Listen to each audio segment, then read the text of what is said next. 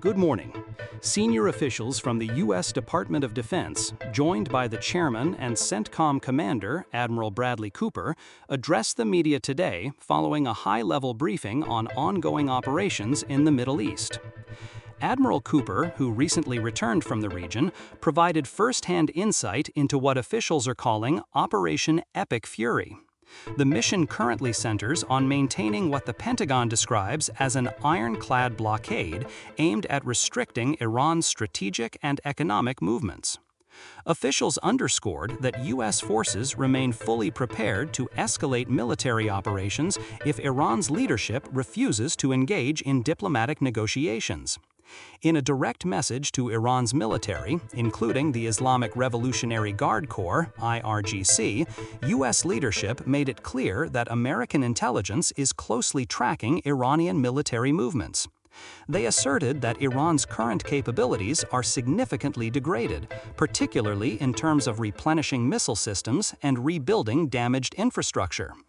According to the briefing, the United States maintains overwhelming superiority, with officials stating that even a fraction of U.S. naval power is sufficient to control key waterways, including the strategically critical Strait of Hormuz. The Pentagon also warned that targeting commercial vessels in international waters would be considered acts of piracy and terrorism, not legitimate military control. Meanwhile, alongside military pressure, the U.S. Treasury has reportedly initiated Operation Economic Fury, designed to intensify financial sanctions and economic isolation against Iran. Despite the strong rhetoric, officials emphasized that a diplomatic solution remains the preferred path.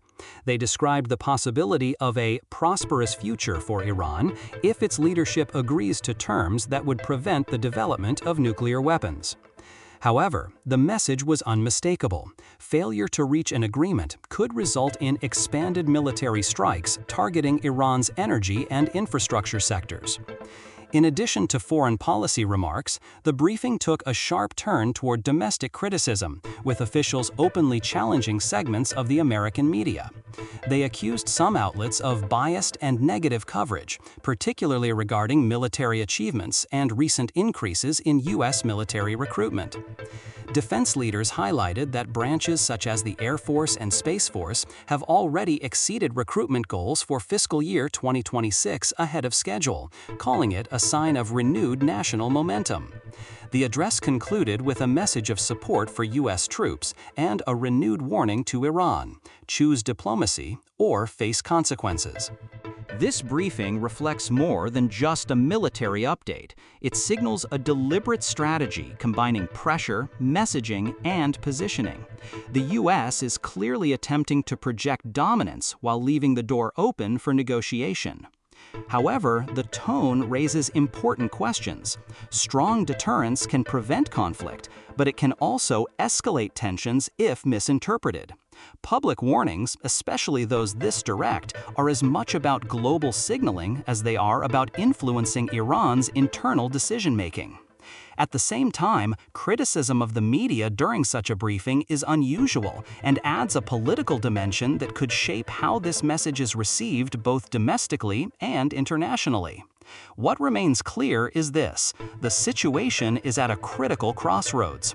Whether it leads to diplomacy or confrontation may depend on decisions made in the coming days.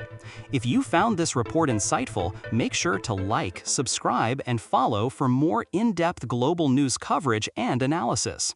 Stay informed, stay critical, and we'll see you in the next report.